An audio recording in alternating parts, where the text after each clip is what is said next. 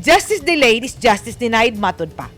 Apan, hangtod karon wala pa sa posisyon ang korte sa nabunturan nga magpakanaw og sentensya tungod kay sunod bulan pa magsugod ang pagtaral sa kaso batok sa 17 ka individual nga nalambigit sa kontrobersyal nga Davao de Oro drug trade niadtong November 6, 2021.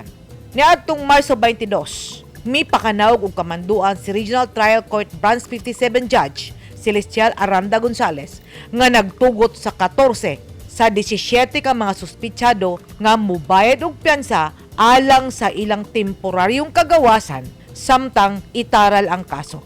Apan tulo pa ang nabilin dito sa Davao de Oro Provincial Rehabilitation Center nga gilangkuban nilang Paulo Guerra Ala, Rev. San Etherbert Papi Elizalde o Kurt Bayan Carmona Chubot ang nagpabilin sa Davao de Oro Provincial Rehabilitation Center hangtod karong mga takna. Ang tulo nag-atubang sa kasong pagsupak sa Section 5, Section 13 ug Section 14 sa Republic Act 9165 kung the Dangerous Drugs Act of 2002.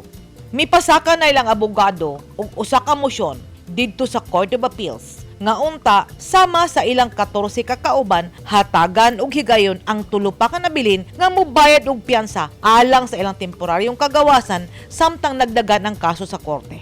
Niadtong Mayo 30 mipagawas og komanduan ng Court of Appeals ug giawag niini ang Office of the Solicitor General nga lantawon ang petisyon sa mga akusado.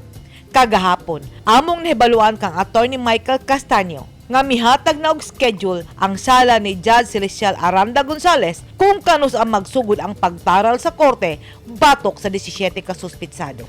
Next hearing is July 14, August 2, August 18, September 6, September 27, ug October 20. For these 3 cases po ba yan, sir?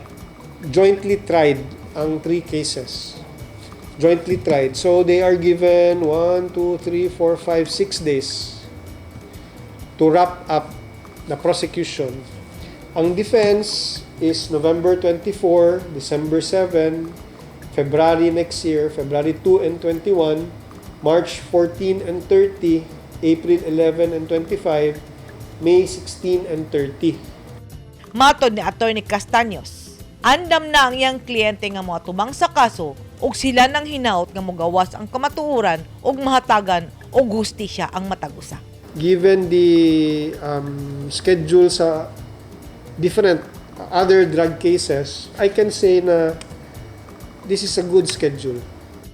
Sa taong anaa sa sulod sa prisuhan, wala kinilaing gihandom kung dili kagawasan ug kamatuoran. Daghan ang nasintensyahan nga walay kalambigitan sa kaso, apan kay dili man sila kabalo mga tarungan o walay saktong abogado nga modepensa kanila, sagad mo angkon na lang sa salaod ug masilutan. Daghan usab ang mga sad-an, apan kay kamauman mga tarungan, maabsuelto sila sa kaso.